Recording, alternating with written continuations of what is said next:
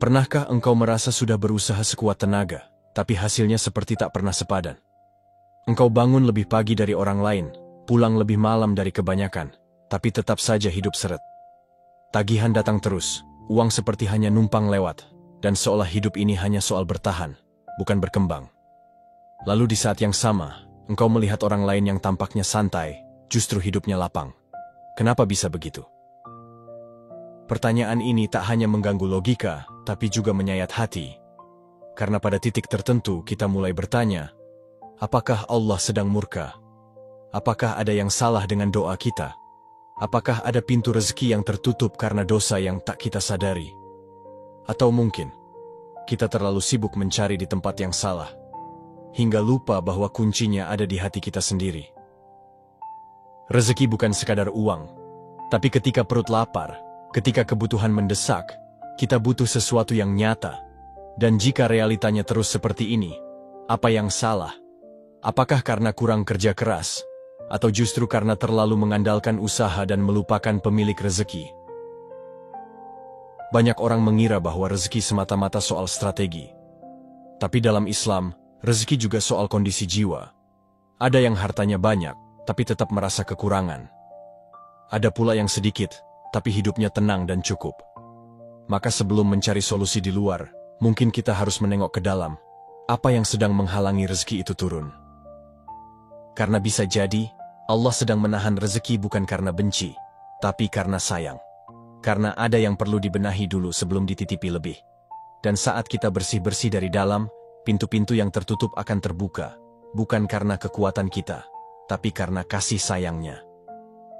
Maka hari ini, mari kita bicara soal rezeki yang seret. Tapi bukan untuk mengeluh, melainkan untuk mengerti. Bukan untuk menyalahkan takdir, tapi untuk menemukan arah. Karena saat hidup terasa sempit, bisa jadi itu tanda bahwa Allah sedang mengajak kita kembali kepadanya. Mencari rezeki tapi merasa seperti mengejar bayangan. Banyak orang mengira bahwa semakin keras kita bekerja, semakin banyak pula rezeki yang datang. Namun realitanya tidak selalu seperti itu. Ada yang banting tulang siang malam, tapi tetap tak bisa mencukupi kebutuhan. Sementara di sisi lain, ada orang yang tampak santai, namun rezekinya mengalir terus tanpa hambatan. Fenomena ini seringkali menimbulkan kebingungan, dan bahkan kecemburuan. Apakah hidup ini tidak adil? Apakah usaha tidak dihargai? Dalam Islam, kita diajarkan bahwa rezeki itu tidak selalu identik dengan kerja keras semata. Ada dimensi spiritual yang tak bisa diabaikan. Usaha adalah bentuk ikhtiar, tapi bukan satu-satunya kunci pembuka rezeki. Seringkali, rezeki tersekat bukan karena kurang bekerja, melainkan karena ada penghalang yang tidak terlihat oleh mata. Hati yang penuh iri, amalan yang tertunda, atau dosa yang belum disadari, bisa menjadi sebab mengapa pintu langit belum terbuka. Pernahkah kita merenung, apakah ada hak orang lain dalam harta kita yang belum ditunaikan? Zakat yang belum dibayar, sedekah yang ditunda, atau bahkan utang yang dilupakan. Hal-hal kecil ini, yang dianggap sepele, justru bisa menjadi sebab besar tertahannya keberkahan. Karena rezeki bukan hanya datang karena kerja keras, tapi juga karena keberkahan yang diundang lewat kebaikan. Begitu pula dengan hubungan antar manusia. Jika kita sering menyakiti hati orang tua, memutuskan silaturahmi, atau gemar berkata kasar pada sesama, bisa jadi itu membuat pintu rezeki menjadi sempit. Islam menekankan pentingnya adab dan akhlak dalam setiap aspek kehidupan. Karena bisa saja rezeki sudah hampir turun, tapi tertahan karena satu kata buruk yang kita ucapkan kepada orang yang kita remehkan. Allah tidak pernah zalim kepada hambanya. Jika rezeki terasa berat, itu bukan karena Allah pelit, melainkan karena ada proses pendidikan ruhani yang sedang terjadi. Kadang, Allah tahan rezeki agar kita tidak menjadi sombong. Kadang juga, Allah ingin kita kembali sujud lebih lama, menangis lebih tulus, dan menggantungkan harapan hanya kepadanya, bukan pada gaji, bukan pada atasan, bukan pada manusia. Ketika rezeki seret, jangan buru-buru marah pada takdir. Sebaliknya, jadikan itu cermin. Tanya pada diri sendiri, apakah aku terlalu sombong dalam usahaku? Apakah aku terlalu bergantung pada rencana, hingga lupa menyandarkan diri pada Yang Maha Mengatur? mungkin jawabannya ada di situ. Sebab rezeki itu soal keterhubungan antara langit dan bumi, antara hati kita dan keikhlasan kepada Ilahi. Dan jika kita masih merasa hampa setelah semua usaha, mungkin itu tandanya rezeki hati yang belum terpenuhi. Karena ketenangan dan rasa cukup itu juga bagian dari rezeki. Banyak orang punya segalanya tapi tidak bahagia. Banyak pula yang hidup sederhana tapi hatinya lapang. Maka jangan hanya kejar angka, kejar juga keberkahan dan ketenangan. Disinilah letak solusi pertama. Kembalikan urusan rezeki kepada pemiliknya. Luruskan niat, bersihkan hati, perbaiki hubungan dengan Allah dan sesama. Karena seringkali, rezeki yang tersumbat bukan karena dunia yang sempit, tapi karena hati yang belum dibersihkan. Dan saat hati kembali jernih, rezeki akan datang dari arah yang tak terduga. Dosa-dosa yang menghambat turunnya rezeki. Salah satu hal paling sering dilupakan manusia saat membicarakan rezeki adalah dampak dosa yang tak terlihat. Kita terbiasa menganggap dosa hanya berdampak pada akhirat, padahal efeknya bisa langsung terasa di dunia. Bahkan Imam Ibnul Qayyim pernah berkata, dosa-dosa bisa menutup pintu-pintu rezeki sebagaimana awan menutupi cahaya matahari. Artinya, bisa jadi yang membuat hidup kita seret bukan karena kurang cerdas, tapi karena hati kita terlalu kotor oleh maksiat. Dosa tidak selalu berupa tindakan besar. Kadang ia muncul dari hal-hal yang tampak ringan, mata yang suka memandang haram, lisan yang senang bergosip, atau hati yang penuh kebencian dan dendam. Semua itu bisa menjadi penghalang turunnya rahmat. Rezeki adalah bentuk kasih sayang Allah, dan kasih sayang itu akan tertutup ketika kita sendiri menjauhkan diri darinya. Ada banyak orang yang mengeluh rezekinya mandek, padahal tanpa sadar, ia masih menyimpan dosa yang belum ditaubati. Mungkin ia pernah mengambil hak orang lain, pernah menzalimi seseorang, atau bahkan menunda kewajiban seperti salat dan zakat. Semua itu bukan hanya berdampak pada spiritualitas, tapi juga berdampak nyata pada kehidupan dunia. Ketika keberkahan dicabut, maka sekeras apapun usaha, hasilnya tetap hampa. Dan kadang, kita terlalu sibuk memperbaiki CV, portofolio, atau skill teknis, tapi lupa memperbaiki diri di hadapan Allah. Padahal yang menentukan datangnya rezeki bukan hanya perusahaan atau klien, tapi ridha dari langit. Jika yang di atas belum ridha, maka bumi pun tak akan bisa memberi. Maka solusi utamanya bukan hanya kerja lebih keras, tapi taubat yang lebih dalam dan sungguh-sungguh. Sikap meremehkan dosa juga membuat hati menjadi bebal. Akibatnya, kita tak lagi peka bahwa kita sedang kehilangan keberkahan. Gaji besar tapi selalu kurang, proyek banyak tapi hasil tak pernah cukup. Tabungan bertambah tapi hati semakin cemas. Inilah tanda bahwa ada yang salah secara ruhani. Dan selama dosa masih dibiarkan tumbuh, rezeki pun akan terus bersembunyi di balik tirai langit yang tertutup. Taubat adalah jalan paling ampuh membuka pintu rezeki. Bukan sekadar minta ampun, tapi disertai penyesalan yang tulus dan tekad untuk memperbaiki diri. Allah Maha Penerima taubat, bahkan dari orang yang paling bejat sekalipun. Dan jika kita kembali kepadanya, maka Dia akan kembali melapangkan jalan, membuka pintu-pintu yang sebelumnya terasa rapat. Sebagaimana air yang jernih hanya mengalir di jalur yang bersih, rezeki juga hanya turun pada jiwa-jiwa yang mulai bersih dari maksiat. Maka jangan buru-buru menyalahkan nasib jika hidup terasa sesak. Bisa jadi, ini bukan tentang dunia yang sempit, tapi tentang diri kita yang belum bertaubat dengan serius. Rezeki tidak hanya butuh kerja keras, tapi juga kebersihan jiwa. Dan selama dosa-dosa masih dibiarkan menumpuk, maka selancar apapun usaha, hasilnya akan tetap tersook.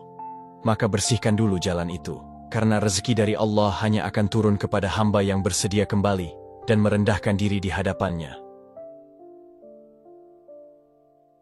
Bukan soal jumlah, tapi keberkahan. Satu hal yang sering salah kaprah dalam memaknai rezeki adalah menyamakan banyaknya harta dengan keberkahan. Padahal, dalam Islam, rezeki bukan soal angka, tapi soal manfaat dan rasa cukup. Ada orang yang gajinya besar, tapi tidak pernah merasa cukup. Hidupnya penuh utang dan tekanan. Sebaliknya, ada pula yang penghasilannya pas-pasan, namun hidupnya tenang, anak-anaknya sehat, dan rumah tangganya damai. Itulah keberkahan, sesuatu yang tak bisa dihitung dengan kalkulator. Keberkahan itu seperti cahaya. Ia membuat sesuatu yang kecil menjadi terasa luas, dan sesuatu yang sempit menjadi lapang. Ketika Allah menurunkan keberkahan pada rezeki seseorang, maka rezeki itu akan mencukupi segala kebutuhannya dengan ajaib. Bahkan terkadang, yang tampaknya kekurangan justru membawa banyak manfaat, karena Allah menyelipkan ridha-Nya di dalamnya. Masalahnya, banyak orang yang hanya fokus mengejar kuantitas, bukan kualitas. Mereka mati-matian ingin penghasilan naik, tapi lupa bertanya apakah yang sudah ada saat ini sudah digunakan di jalan yang benar.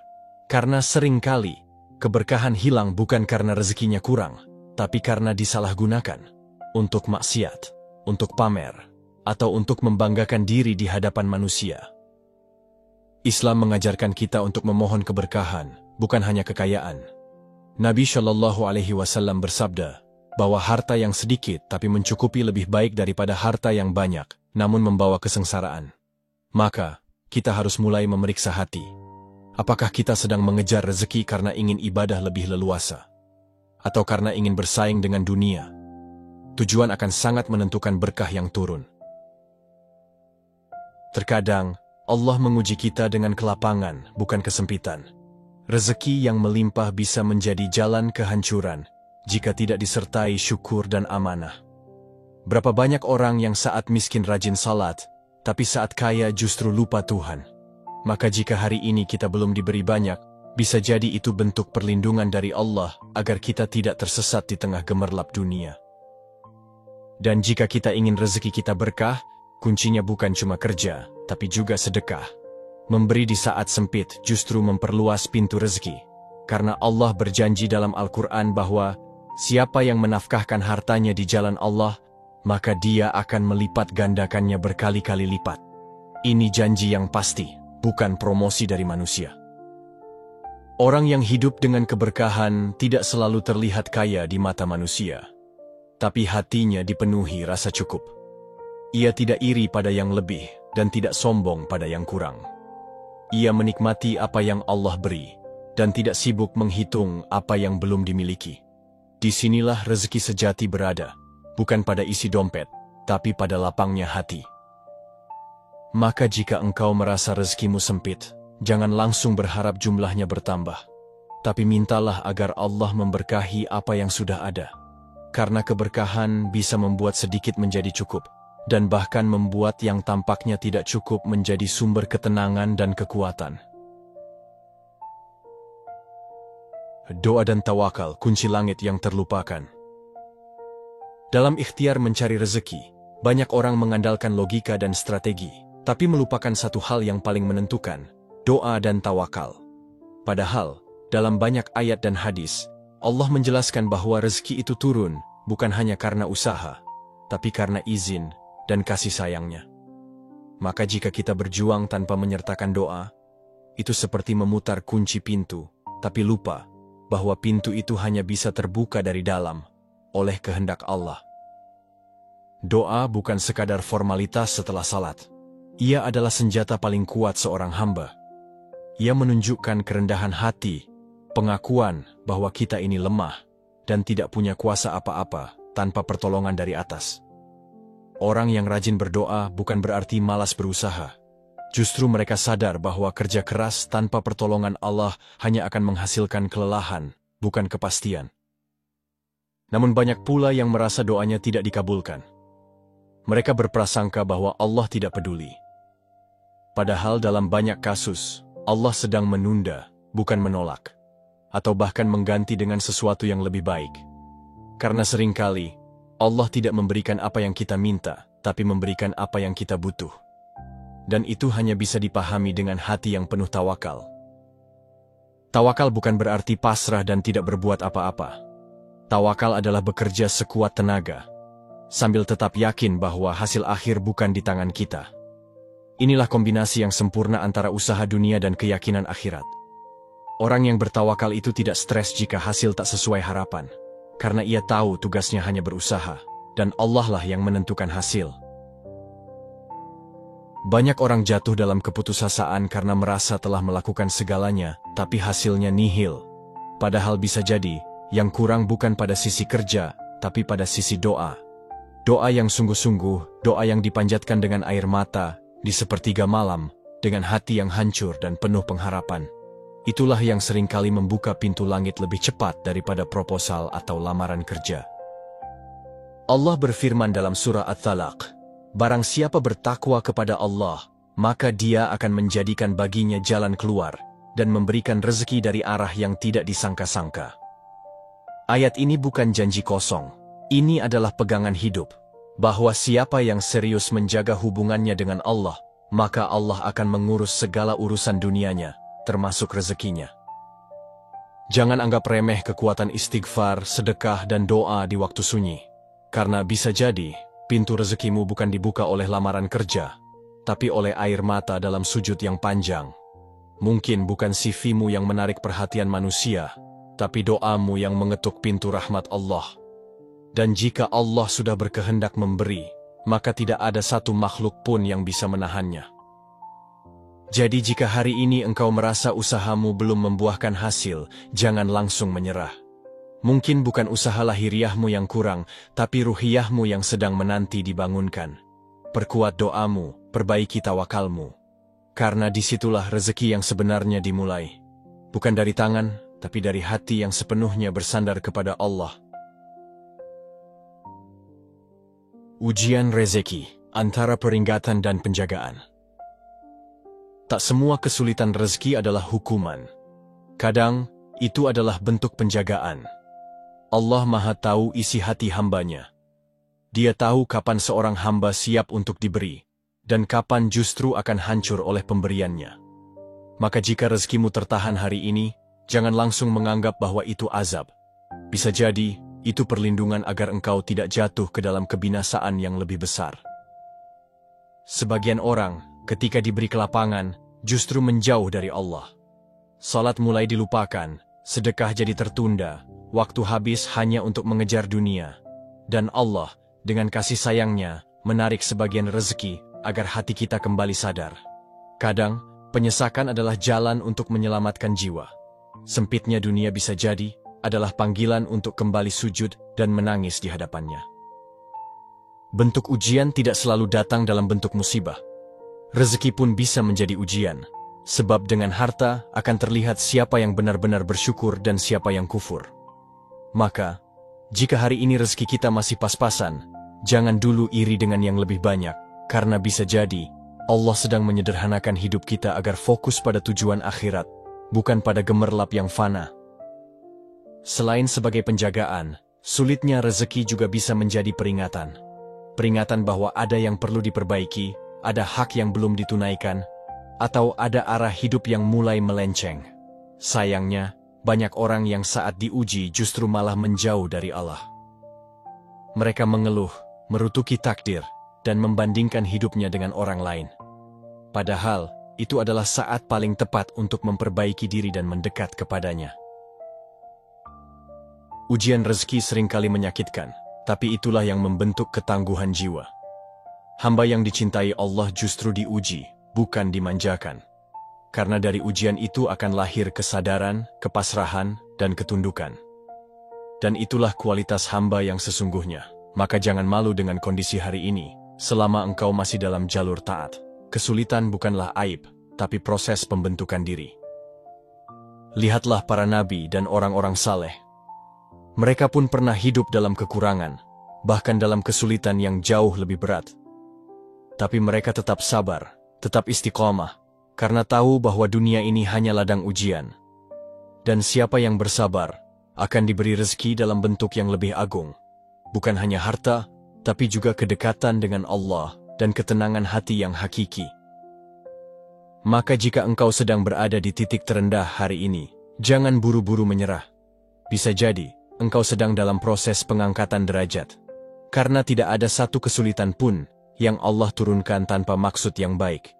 Rezeki yang sulit bukanlah akhir, tapi awal dari proses penyucian hati dan pendewasaan iman. Kuncinya adalah sabar dan husnudzan. Sabar dalam usaha, sabar dalam doa, dan tetap berbaik sangka kepada Allah. Karena Dia tidak akan menguji kecuali sesuai kemampuan. Dan di balik setiap kesempitan, pasti ada jalan keluar yang telah disiapkan. Tinggal bagaimana kita mencarinya, dengan hati yang bersih dan langkah yang istiqomah. Rezeki itu datang bersama amal, bukan hanya angan. Seringkali kita mengeluh soal rezeki, padahal usaha kita tak pernah benar-benar maksimal. Kita ingin hidup berkecukupan, tapi malas bangun pagi. Kita ingin keberkahan, tapi lalai dalam sholat. Kita berharap kemudahan, tapi menjauh dari sedekah. Disinilah letak ketimpangan besar. Kita ingin hasil besar dari amal yang kecil. Padahal, rezeki adalah buah dari amal, bukan sekadar angan. Allah tidak akan mengubah nasib suatu kaum kecuali mereka sendiri yang mengubahnya. Ini bukan sekadar kutipan ayat, tapi prinsip hidup yang dalam. Jika kita ingin rezeki berubah, maka kita pun harus berubah, mulai dari sikap, ibadah, hingga pola hidup.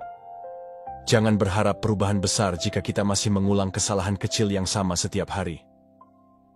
Banyak orang mengira rezeki datang dari luar, dari relasi, pekerjaan, atau keberuntungan. Padahal, sumber rezeki sejati ada di dalam niat, di dalam amal, di dalam kualitas hubungan kita dengan Allah. Makin kuat koneksi kita dengan Sang Pemberi rezeki, makin deras aliran yang akan diturunkan. Dan sebaliknya, jika hubungan itu retak, maka rezeki pun akan seret, meski koneksi dengan manusia tampak luas. Ada satu amal yang sering dilupakan tapi luar biasa dahsyat dalam mendatangkan rezeki, menyambung silaturahmi. Nabi Shallallahu Alaihi Wasallam bersabda bahwa siapa yang ingin dilapangkan rezekinya dan dipanjangkan umurnya, maka sambunglah tali silaturahmi. Bukan hanya dengan keluarga dekat, tapi juga dengan saudara seiman, tetangga, dan siapapun yang pernah berbuat baik kepada kita. Begitu pula dengan menjaga lisan. Lisan yang bersih, yang tidak suka menghina, mencela, atau memfitnah, justru membuka pintu rezeki lebih lebar daripada lidah yang tajam. Karena Allah Maha melihat adab kita. Dan terkadang, rezeki itu tertahan bukan karena kekurangan ilmu atau koneksi, tapi karena adab kita masih buruk, baik kepada manusia maupun kepada Allah. Jangan remehkan juga pentingnya Qiyamul Lail. Salat di sepertiga malam yang sunyi adalah waktu istimewa, saat langit terbuka dan doa lebih didengar. Banyak orang besar yang rahasia keberhasilannya justru terletak pada rutinitas malamnya. Karena saat dunia tidur dan kita bangkit untuk menyembah, maka Allah pun melihatnya dengan cinta yang istimewa. Rezeki tidak pernah salah alamat, tapi seringkali alamat kita sendiri yang tidak siap menerimanya. Kita meminta rezeki besar, tapi diri kita belum kuat memikulnya. Kita minta amanah besar, padahal iman kita masih rapuh. Maka solusi terbaik adalah perbaikan diri. Bukan hanya memperbesar cita-cita, tapi memperkuat fondasi hati dan amal. Jika engkau benar-benar ingin rezekimu berubah, maka ubahlah cara berpikirmu. Jadikan amal sebagai prioritas, bukan pelengkap. Jadikan ibadah sebagai fondasi, bukan cadangan saat gagal. Karena rezeki itu datang ketika Allah ridha. Dan ridha Allah hanya datang kepada mereka yang bersungguh-sungguh memperbaiki diri. Menjemput rezeki lewat syukur yang nyata. Banyak yang berharap rezekinya ditambah, tapi lupa mensyukuri apa yang sudah dimiliki. Mereka terus meminta yang lebih, padahal belum menghargai yang ada. Padahal Allah berjanji, jika kalian bersyukur, niscaya aku akan menambah. Quran Surat Ibrahim ayat 7. Janji ini tidak bersyarat rumit, cukup bersyukur, maka akan ditambah. Tapi syukur itu bukan hanya di lisan, harus sampai ke hati dan perbuatan. Syukur di lisan adalah dengan mengucap Alhamdulillah. Tapi jika hanya sampai di mulut, itu belum cukup. Syukur sejati adalah ketika kita menggunakan rezeki yang ada untuk hal yang diridai Allah. Menggunakan waktu untuk kebaikan, menggunakan tenaga untuk membantu, dan menggunakan harta untuk memberi. Disitulah syukur menjadi nyata, bukan hanya basa-basi spiritual. Orang yang bersyukur tidak melihat kekurangan, tapi fokus pada kelebihan. Ia tidak mengeluh tentang apa yang belum ada, tapi menjaga dan memaksimalkan apa yang sudah ada. Sikap ini membuat hidupnya ringan, wajahnya berseri, dan langkahnya terasa lapang. Dan tanpa disadari, ia sedang membuka pintu-pintu rezeki baru. Karena Allah mencintai hamba yang tahu caranya menghargai. Sebaliknya, kufur nikmat membuat rezeki terhenti. Saat kita terus mengeluh, membandingkan hidup dengan orang lain, atau merasa bahwa pemberian Allah selalu kurang, maka itu bisa menjadi sebab ditahannya keberkahan. Bukan karena Allah tak mau memberi lebih, tapi karena kita belum layak untuk dititipi lebih. Bersyukur juga bisa memperbaiki mental. Saat rezeki seret, rasa syukur bisa menjadi penopang agar hati tidak mudah iri atau putus asa. Ia memberi perspektif yang jernih bahwa hidup bukan hanya soal harta, tapi soal nilai dan kebermaknaan. Dan dari situ, muncul kekuatan baru untuk tetap bergerak dan berjuang tanpa menggerutu. Dalam dunia yang serba cepat dan kompetitif ini, banyak orang jadi lupa bersyukur. Mereka kejar pencapaian demi pencapaian, tapi tidak pernah benar-benar menikmati apa yang mereka miliki. Padahal, orang yang bersyukur itu lebih bahagia, bukan karena hartanya banyak, tapi karena hatinya penuh. Dan ketika hati penuh, maka dunia pun terasa cukup. Cobalah sesekali diam dan lihat ke sekitar. Ada begitu banyak nikmat yang tidak dibayar. Udara, kesehatan, keluarga, dan bahkan detak jantung yang tak pernah henti bekerja. Semua itu adalah rezeki. Dan ketika kita mulai menyadari betapa banyak nikmat yang gratis ini, maka hati pun akan luluh dalam syukur yang tulus. Syukur adalah magnet rezeki. Bukan karena Allah butuh pujian kita, tapi karena Allah mencintai hamba yang tahu bersikap. Maka sebelum meminta tambahan, rawat dulu yang sudah diberi. Tunjukkan kepada Allah bahwa kita siap ditambah, karena kita sudah pandai menjaga. Dan disitulah rezeki akan datang. Bukan hanya banyak, tapi juga membawa bahagia. Jalan rezeki itu aneh, tapi pasti. Rezeki sering datang dari arah yang tidak disangka-sangka. Banyak orang menyangka bahwa untuk mendapatkan penghasilan besar, jalannya harus jelas dan logis. Tapi realita hidup membuktikan, tak sedikit orang yang mendapat rezeki dari arah yang bahkan tak pernah mereka pikirkan. Tiba-tiba ada orang yang menolong, tiba-tiba datang tawaran pekerjaan, atau tiba-tiba saja jalan terbuka. Inilah sifat rezeki yang datang dari Allah, tak terduga, tapi selalu tepat waktu. Allah telah menjanjikan dalam Al-Quran, barang siapa bertakwa kepada Allah, niscaya, Dia akan menjadikan baginya jalan keluar, dan memberinya rezeki dari arah yang tidak dia sangka-sangka. Quran Surat At-Talaq 2-3. Ayat ini adalah pelipur lara bagi siapapun yang sedang berada di titik buntu. Bahwa takdir rezeki tidak selalu berjalan di jalur nalar manusia, tapi berjalan di bawah kuasa dan rahmat Allah yang tanpa batas. Itulah mengapa kita tak boleh menutup diri pada kemungkinan. Jangan merasa gagal hanya karena jalan yang kita pilih saat ini belum berhasil. Bisa jadi, Allah sedang menggeser kita ke arah jalan lain, jalan yang lebih baik, tapi belum terlihat. Kita hanya diminta untuk bersabar, tetap ikhtiar, dan terus jaga koneksi hati dengan langit. Karena bisa jadi, rezeki sudah menunggu di tikungan yang tak kita lihat. Rezeki itu seperti air. Ia akan mencari celah dan jalan untuk mengalir, bahkan dari tempat yang sempit dan keras sekalipun. Tapi jika wadahnya bocor atau kotor, maka air itu akan tumpah dan hilang. Demikian juga rezeki. Ia bisa mengalir deras jika hati kita bersih dan niat kita benar. Tapi jika hati kita penuh prasangka buruk, putus asa atau tamak, maka rezeki pun akan sulit bertahan lama. Kadang, jalan rezeki tidak menyenangkan di awal. Kita harus menelan kegagalan, dipermalukan, bahkan diremehkan. Tapi siapa sangka, justru dari situ Allah membukakan pintu yang lebih besar. Tidak sedikit orang sukses yang dulu pernah jatuh berkali-kali. Yang membedakan mereka adalah, mereka tidak berhenti. Mereka tetap jalan, sambil terus memperbaiki diri, dan berserah kepada Allah. Bersabar dalam menjemput rezeki bukan berarti diam, tapi bergerak dengan penuh keyakinan bahwa tidak ada langkah yang sia-sia jika diniatkan karena Allah. Bahkan jika hari ini hasil belum terlihat, bisa jadi Allah sedang menguji niat kita. Apakah kita berjuang demi dunia semata, atau karena ingin menjadi hamba yang benar-benar bersandar kepadanya? Rezeki adalah bentuk cinta Allah yang sering disamarkan dalam bentuk ujian. Tidak selalu manis, tapi pasti bermakna. Tidak selalu cepat, tapi selalu tepat.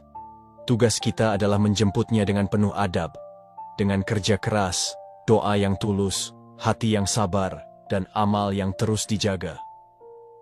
Karena saat semuanya selaras, langit pun tak akan ragu untuk menurunkan karunia-Nya. Dan ketika rezeki itu akhirnya datang, kita akan paham, semua penantian itu tidak sia-sia.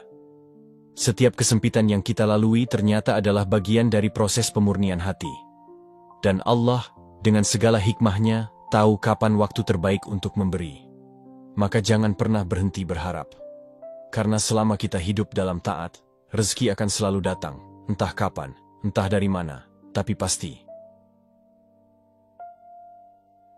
Sahabat Islamic Reminder yang dirahmati Allah, mungkin hari ini engkau merasa hidupmu seret, jalan rezekimu sempit, dan harapanmu mulai pudar. Tapi ingatlah satu hal, rezeki itu urusan Allah. Dan selama engkau masih hidup dalam ketaatan, tidak ada yang benar-benar tertutup. Yang tertutup hanyalah jalan yang kita kira terbaik, padahal Allah sedang menyiapkan jalan lain yang lebih membawa berkah. Jangan biarkan kegagalan hari ini mencuri keyakinanmu. Jangan biarkan kesulitan membuatmu merasa ditinggalkan. Karena faktanya, bisa jadi justru saat engkau merasa paling sendiri, Allah sedang paling dekat. Dia sedang mengatur ulang langkahmu, membersihkan niatmu, dan menyiapkanmu agar layak menerima rezeki yang lebih besar dan lebih tahan lama. Jangan sekadar mengejar rezeki. Kejar pemilik rezeki. Karena jika Allah sudah ridha padamu, maka rezeki pun akan ikut datang, baik dalam bentuk yang kau harapkan, maupun dalam bentuk lain yang lebih baik menurutnya.